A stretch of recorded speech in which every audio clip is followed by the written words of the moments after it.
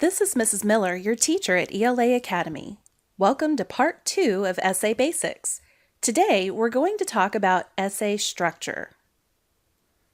I tried a lot of different ways to teach students how to plan and outline their essays over the years, and I was always frustrated because it didn't seem to produce the kind of results I wanted. And then came Gretchen Burnaby. A good friend and colleague discovered her work and evangelized to the rest of our English department, so we all went to her workshops on writing and journals. Her methods are student-friendly and teacher-friendly, and we saw immediate improvement in our students' writing. Go check out what she has available on her website for free, and if you like it, check out her books and workshops. I guarantee every penny will be well spent. Most people are familiar with the basic structure of an essay. First, you have an introduction, which is usually one paragraph. See the symbol that looks like a backwards P with an extra line? That's the symbol for paragraph. Then you have the body of the essay, which has one or more paragraphs. Then the conclusion, usually one paragraph. Now, to prepare you for Gretchen Burnaby's method, we're going to draw boxes around each paragraph, like so. This will help us to visualize what function each paragraph serves in the essay. Here is what the basic text structure of a 4-paragraph essay might look like. Remember the boxes we drew on the last slide? They were organized vertically, the way an essay is laid out on your paper. But Miss Burnaby arranges them horizontally for convenience. It just fits better on a worksheet that way. You might think of it like a timeline of your essay.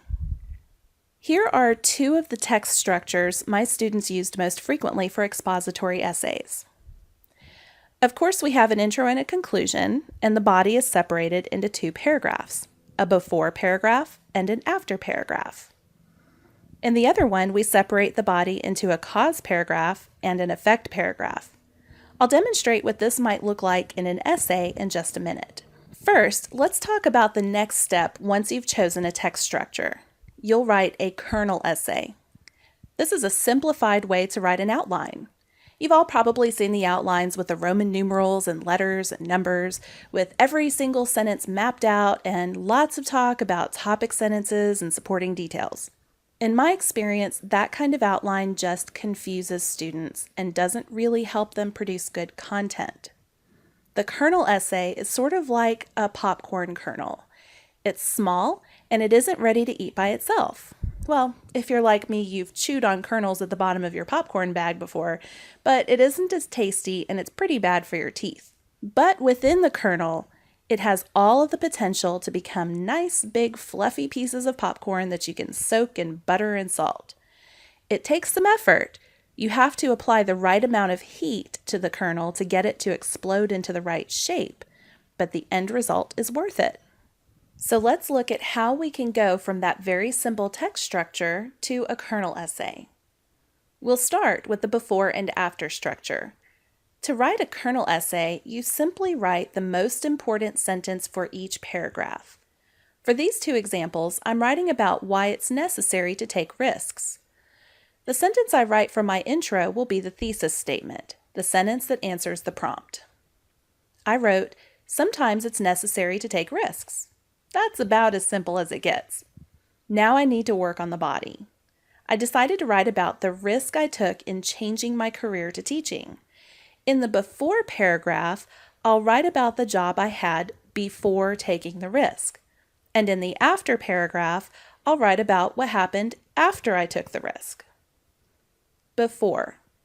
In my old job, I was often unhappy. In my mind, I've decided I would talk about the things I didn't like about that job, which made it necessary to make a change. Now the after paragraph. After becoming a teacher, I was much more satisfied with my work. Again, in my mind, I know I'll write about all of the good things I loved about teaching. Now we're ready for the conclusion. This is where we restate the thesis. A lot of students struggle with this because they aren't sure how to restate the thesis and not just repeat it word for word, which is boring to read. That's why I keep the thesis statement simple in the first paragraph. When I restate it, I give more specific detail about what I learned in the body.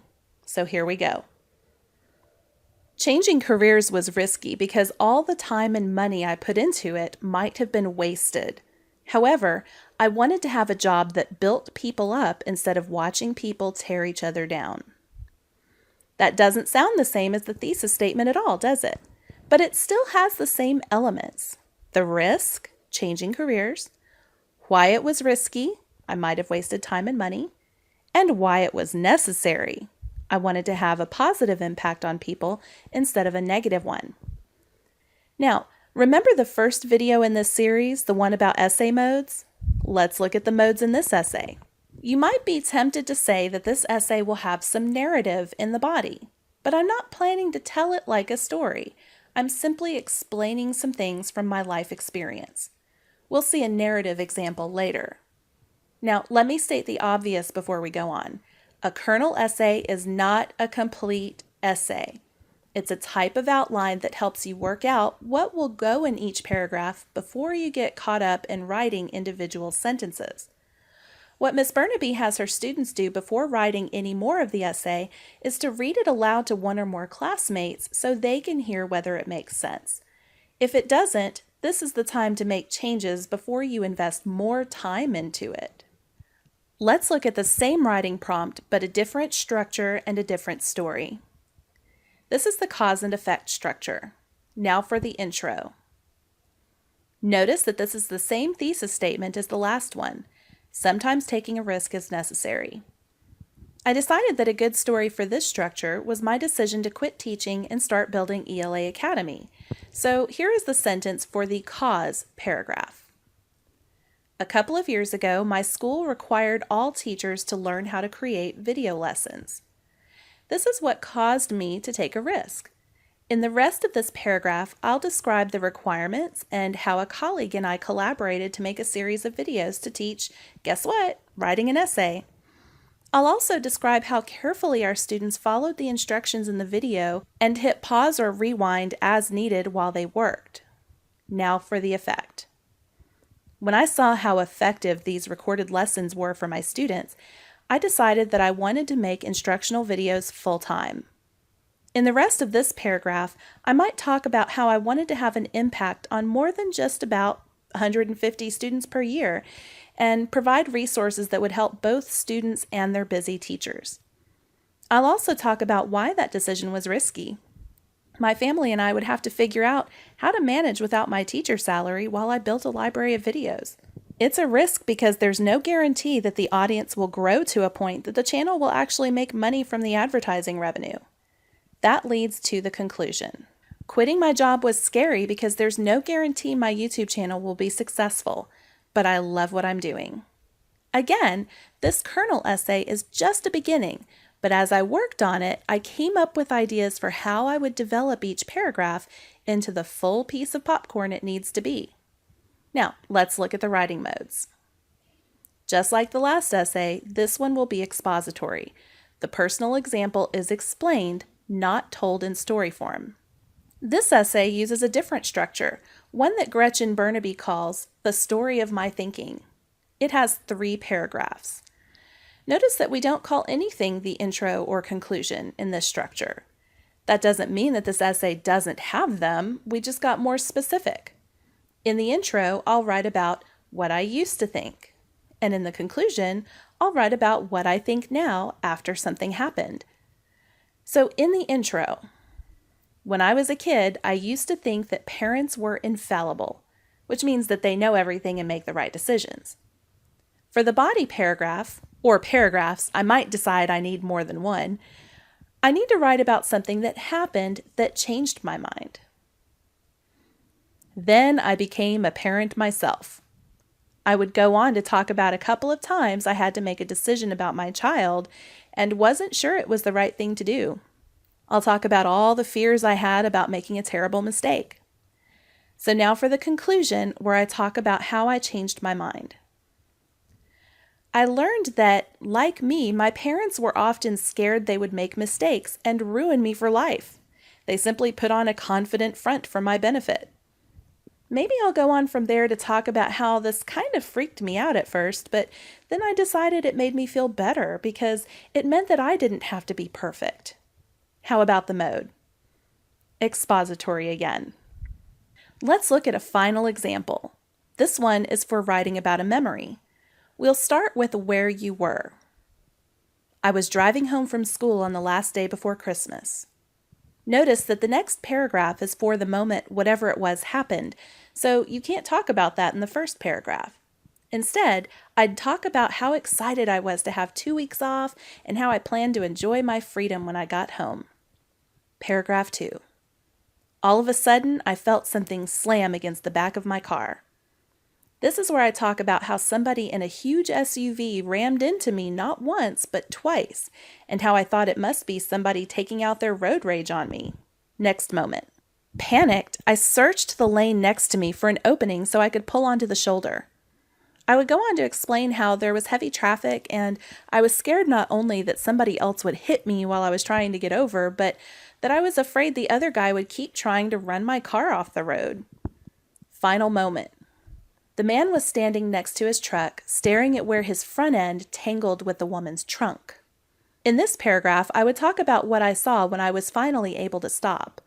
The man in the SUV had hit 2 other vehicles, and he only came to a stop once he ran into a car that was stopped at the red light.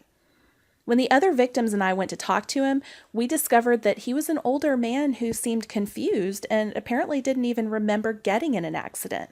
The paramedics and police didn't tell us anything about him, but we began thinking that he might have had a stroke or something while he was driving. Notice that the body of this essay is a series of important moments. Sometimes it can be hard to tell a story efficiently and even harder to divide it into paragraphs. This way, you choose the 3 most important moments of the story and elaborate on each one. Now the conclusion, what I thought afterward. Looking at the 4 smashed cars brought home to me how dangerous driving can really be when drivers are vulnerable to unexpected medical events. Now, this essay is in the narrative mode. Unlike the other essays, I'm actually communicating this experience by telling it like a story. The conclusion, however, is in the expository mode because I'm explaining what lesson I learned from the experience. This makes it a personal narrative instead of just a short story. Real quick, let's look at a few more text structures. Unlike the last essay, this one is purely a short story. It starts with a moment involving the characters. Like the last one, this is the status quo, a glimpse at life before the conflict begins. Next paragraph, the problem arises. Next, an unsuccessful attempt to solve the problem. And finally, how they do solve the problem. This one is narrative mode all the way. Next. Burnaby calls this text structure a history of something. The first paragraph explains what the something is that you're writing about. Then you explain when it happened, perhaps when a thing was invented, or when a battle occurred, or an important law was passed. Then what people thought about it at the time, and finally what people think now. Notice how I kept using the word explain? This one is purely expository. Next is a text structure Burnaby calls now introducing. This will be a thing, perhaps a cell phone or blood sugar monitor or new kind of jacket. This one is a little interesting mode-wise. The intro is narrative because you're describing a moment in which somebody uses it. You're telling a little story about somebody using the cell phone or blood sugar monitor or jacket. Then paragraphs 2, 3, 4, and 6 are expository. You explain what problem it solves, how it works, the problem it creates, and some data to support your claim. But paragraph 5 is argumentative because you're giving your opinion about why this object is a good idea despite its problems. The last structure is one I gave my students when we read the novel Their Eyes Were Watching God. The prompt was, explain whether it's always a good idea to listen to one's elders. And for the body, they were supposed to use examples from the novel to illustrate their point. With this text structure, they were supposed to argue that it's often a good idea to listen to your elders, but not always. The main character in the novel often got advice from her elders that caused trouble in her life, and it took her many years to recover from the problems it caused. In the conclusion, they talked about the importance of using our own judgment because even people who are older and wiser aren't infallible. They don't know everything. So overall, this essay is persuasive. The body, however, is expository because they are explaining several occasions in which Janie got bad advice.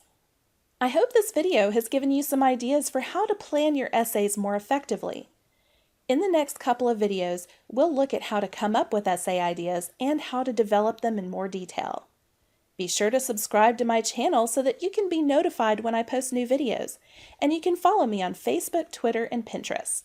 And as always, you can find supplementary materials for each and every video on my blog at elaacademy.us. This is ELA Academy.